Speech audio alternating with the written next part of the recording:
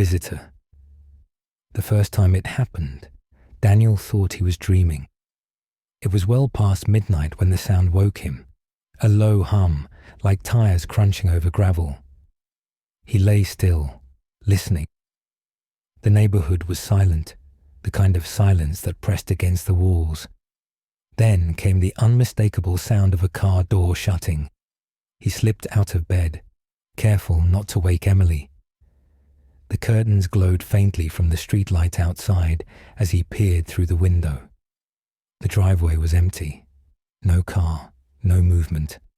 Just the desert night stretching endlessly under a pale moon. Behind him, a whisper. "What is it?" He turned, startled. Emily was propped on one elbow, her hair spilling across the pillow.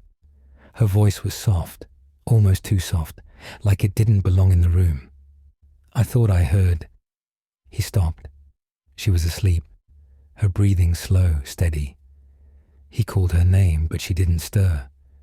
The next morning, over coffee, he told her. She laughed it off. "I never woke up," she said. "You probably dreamed it." He wanted to believe that. Weeks passed. The desert heat clung to everything, the kind of dry that cracked lips and split earth. Rain was a memory, until that night. Daniel woke to a sound he hadn't heard in months, the patter of rain. At first, he thought it was static in a dream, but then came the steady drumming on the roof. He sat up, disoriented. Rain. Real rain. He padded to the window, pulling the curtain aside. Sheets of water blurred the street lights, turning the world into a shimmering mirage.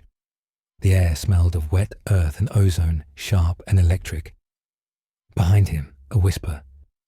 "Is it raining?" He smiled faintly. "Yeah," he said, still staring out. "It's pouring." He turned to say more, and froze. The bed was empty. The sheets lay smooth, untouched. Emily wasn't there. A chill crawled up his spine. He checked the bathroom. Empty. The closet. Empty.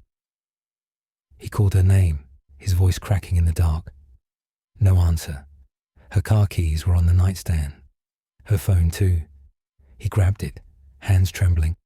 The screen lit up. 2:47 a.m. He searched the house, every room, every shadow. Nothing. The front door was locked, the windows latched. No sign of her. Then he saw it. A trail of water on the hardwood floor, glistening in the dim light. Drops leading from the bedroom door toward the front of the house. He followed, heart pounding. The trail ended at the front door. A small puddle pooled on the mat, as if someone had stood there dripping. He unlocked the door and opened it. Rain lashed the porch, cold and relentless. The desert beyond was a blur of darkness and water.